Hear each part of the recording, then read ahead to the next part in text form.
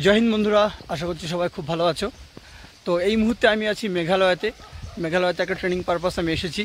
তো এখন আমি যাচ্ছি আমাদের ট্রেনিং যে একাডেমি রয়েছে, সেই একাডেমির ভিতরে একটা খুব সুন্দর জায়গা রয়েছে।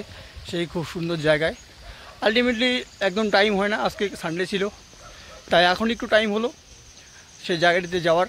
তো বন্ধুরা চলো সেই জায়গাটিতে তোমাদের নিয়ে যাই। খুব সুন্দর রাস্তা। মেঘালয় মানেই পাহাড়ি রাস্তা, পাহাড়ি রাস্তা মানেই একটা দারুণ দৃশ্য।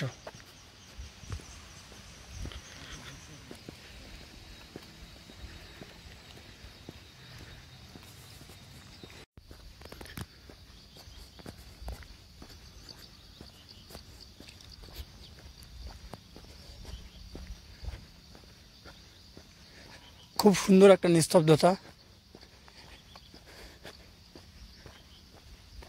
একটা দারুণ ফিলিং বৃষ্টির দিনে। আর মেঘালয় মানেই একটা বৃষ্টির ছায়া অঞ্চল। যখন তখন বৃষ্টি চলে আসছে, যখন তখন রোদ রোদ চলে আসছে।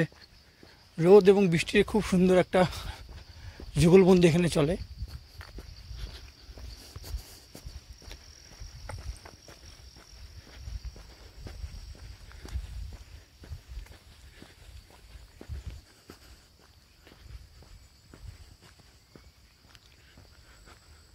সত্যি এমন জায়গায় যদি একটা বাড়ি থাকতো কি সুন্দর হতো। তবে এখানকার মানুষের জীবনযাত্রা অত্যন্ত কষ্টের, কারণ এখানে সব কিছুতে সবসময় চাইলেই পাওয়া যাবে সেটা নয়।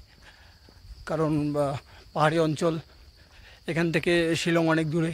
এখান থেকে যে একটা ভালো টাউন, একটা সব কিছু পাওয়া যায় এমন টাউন, শিলংটাও এখান থেকে মোটামুটি 20 কিলোমিটার দূরে।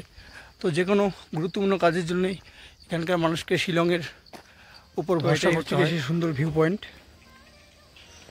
এখানে একটি খুব সুন্দর গেস্ট হাউস রয়েছে, নাম ব্রহ্মপুত্র গেস্ট হাউস। এই ব্রহ্মপুত্র গেস্ট হাউসের থেকেই এই সুন্দর দৃশ্যটি দেখা যাচ্ছে।